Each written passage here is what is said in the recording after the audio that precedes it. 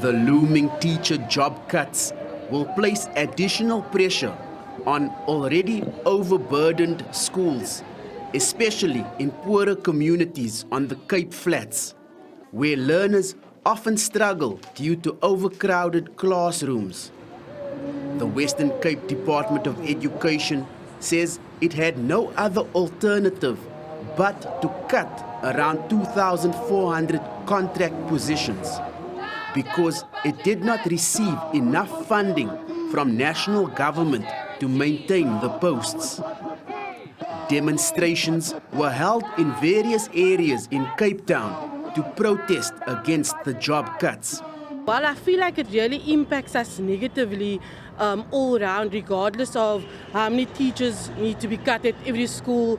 It will have a domino effect on the school in itself, because if you lose your teachers, your classes grow, the discipline falls out by the window. Just a whole lot of negative impact will incur in all schools. Another protest was held in Athlone. So as teachers and communities, we cannot accept this because the effects of this will be felt, especially at schools like ours here in working class communities. Free education was fought for years ago, but that does not mean it should be gutter education. And for this to happen, overcrowded classrooms, how are we going to identify and individualize children? That is not fair towards them. Yes, you want to make cuts, but there are so many other avenues to take. This is not the way forward. This means that the department doesn't care about children. We are losing teachers in the sense of science and physics, maths. So what is going to happen to the children's future? What is going to happen to the career choices that they took in grade 10 already? So at the present moment, parents are very upset. What are we going to do as parents? Is there going to be support? Is the teachers going to keep the post? Do they have funding to send our children to another school or anything like that? Education activists are calling on the department to review its decision. Budget cuts and austerity always seem to target the quality of the education that students have. We think that the budget needs to be revised, revisited. There are places in which the public service can cut, and it cannot be at the cost of jobs, number one, and two, the quality of our students' education.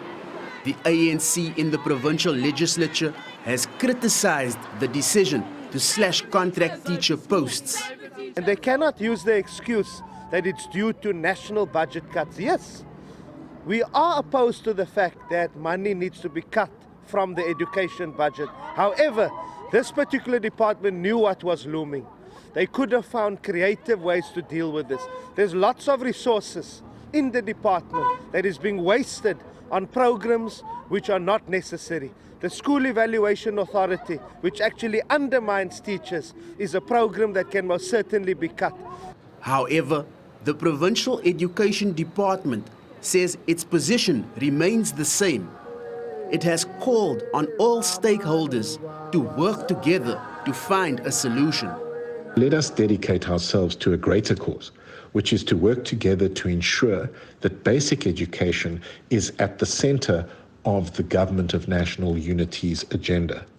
So I invite political leaders, teachers, unions, activists and parents to fight alongside us rather than against us for basic education and for our teachers, so that together we can deliver quality education for every child in every province across South Africa.